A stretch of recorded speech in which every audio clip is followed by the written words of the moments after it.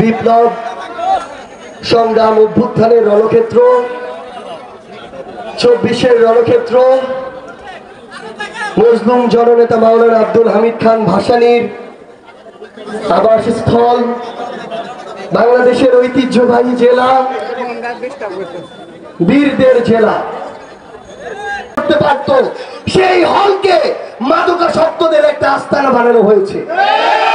এভাবে শুধুমাত্র একজন ব্যক্তির ব্যক্তি পূজা করে ইতিহাসের অন্যান্য সকল গুরুত্বপূর্ণ অংশকে বিলুপ্ত করার সকল অপচেষ্টা চালানো হয়েছে।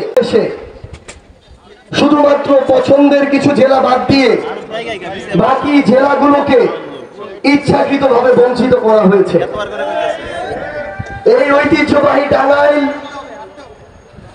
তাদের স্বকীয়তায় টাঙ্গাইলের প্রশাসন কিংবা কিছু ব্যক্তি, কিছু গোষ্ঠী, কিছু দলের নেতাকর্মী এখন সেই বিচারিক প্রক্রিয়াকে সামনের দিকে অগ্রসর না করে বরং এগুলোকে নিয়ে মামলা বাণিজ্য শুরু করেছে।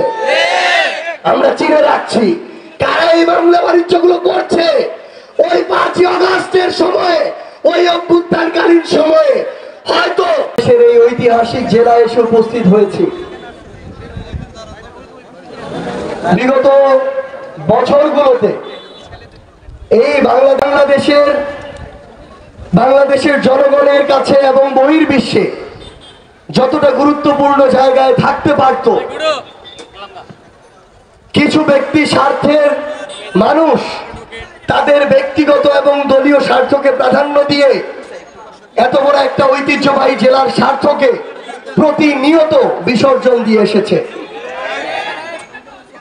শুধু বাংলাদেশ নয়, দেশের বাইরেও এই টাঙ্গাইলের ঐতিহ্যবাহী তাঁত শিল্পের কথা কার না জানা, কিন্তু শুধুমাত্র প্রয়োজনীয় পৃষ্ঠপোষকতার অভাবে টাঙ্গাইলের এই তাঁত শিল্পকে ধীরে ধীরে ধ্বংসের দিকে নিয়ে যাওয়া হয়েছে।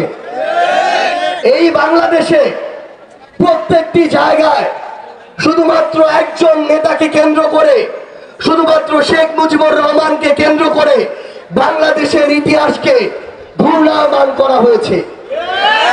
অথচ যাদেরকে দেখে তারা রাজনীতিবিদ হওয়ার স্বপ্ন দেখত, সেই শেরেবাংলা, হোসেন শহীদ সোহরাওয়ার্দী, মাওলানা আব্দুল হামিদ খান ভাসানীর মতো ব্যক্তিদেরকে ইতিহাসের একটি কোণে নিয়ে যাওয়া হয়েছে। কিন্তু যতই অপচেষ্টা করা হোক না কেন, এই মাওলানার মতো ব্যক্তিদেরকে, আমাদের এই লাল মাওলানার মতো ব্যক্তিদেরকে ইতিহাসের কোণে নেওয়া সম্ভব নয়।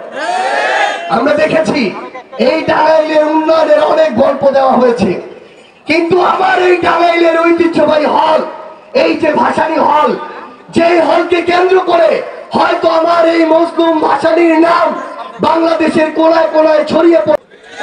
এই টাঙ্গাইলের এক পাশে যমুনা।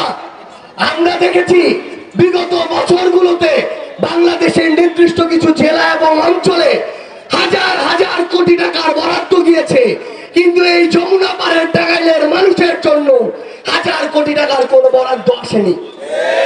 বরং যেটুকু এসেছে সেটুকুর অর্ধেকের বেশিও তাদের নেতা কর্মীরা লুটপাট করে খেয়েছে।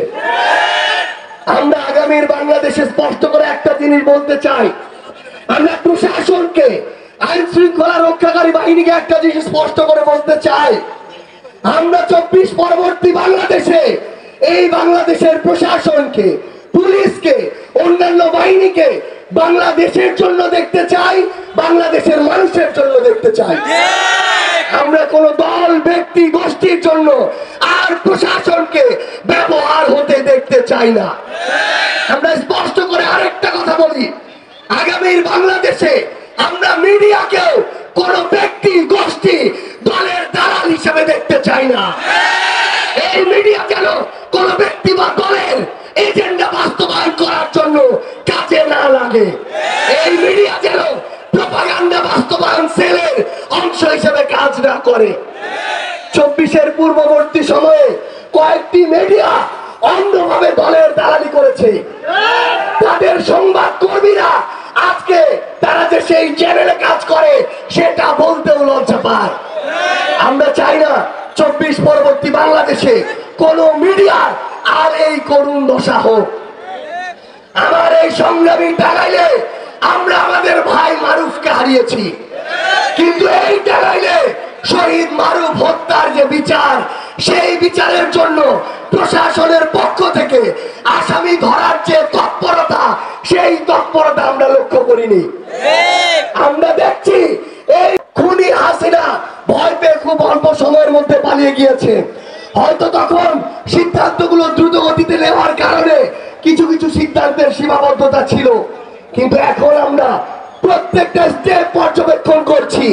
কোন মিডিয়া কার হয়ে কাজ করছে, কোন প্রশাসন জনগণের উদ্দেশ্য সার না করে ব্যক্তি বা দলীয় বা গোষ্ঠীর উদ্দেশ্য সার করছে, আমরা এর প্রত্যেকটা বিষয় পর্যবেক্ষণ করছি।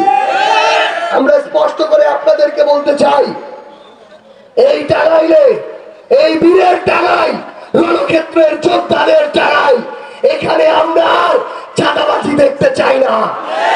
আমাদের কাছে চাঁদাবাজির একটাই পরিচয়, সেটা হচ্ছে সে চাঁদাবাজ। কোন ধরনের দলীয়, ব্যক্তিগত, অন্য কোন প্রভাবের প্রোটেকশন দিয়ে এই বাংলাদেশে আর চাঁদাবাজদের রক্ষা করা যাবে না। কেউ যদি চাঁদাবাজদের প্রোটেকশন দেওয়ার চেষ্টা করে, তাহলে সেও চাঁদাবাজের, চাঁদার ভাগিদার হিসেবে বিবেচিত হবে। সংগ্রামের টাঙ্গাই, বিপ্লবের টাঙ্গাই, ঐতিহ্যবাহী টাঙ্গাই, আপনাদেরকে অনুরোধ করব, আগামী যে প্রত্যাশিত বাংলাদেশ, এই বাংলাদেশ যদি আমরা প্রত্যাশা করি, আমাদের নিজেদের দায়িত্বটুকু পালন করতে হবে। খারাপকে খারাপ বলার সাহস থাকতে হবে, ভালোকে ভালো বলার মতো গার্ডস থাকতে হবে। আমরা যদি এটা করতে পারি, তাহলে আর কোন চোর, বাটপার, যারা সিন্ডিকেট চালায়, মাদকের ব্যবসা করে, দুর্নীতি করে, চাঁদাবাজি করে, তারা আর আপনাদের, আমাদের মাথার উপরে উঠে নাচতে পারবে না। তাদেরকে মাথা থেকে মাটিতে ছুঁড়ে ফেলতে হবে। আপনাদের সাথে আমাদের আবারও দেখা হবে লড়াইয়ের রাজপথে অথবা বিজয়ে। ইনকিলাব জিন্দাবাদ, জাতীয় নাগরিক পার্টি এনসিপি জিন্দাবাদ, টাঙ্গাইল জিন্দাবাদ। ধন্যবাদ গণঅভ্যুত্থানের নায়ক জনাব সাজিদ সালাম। অনেক অসুস্থ থাকার পরও আপনাদের সামনে উপস্থিত হয়েছেন, বক্তব্য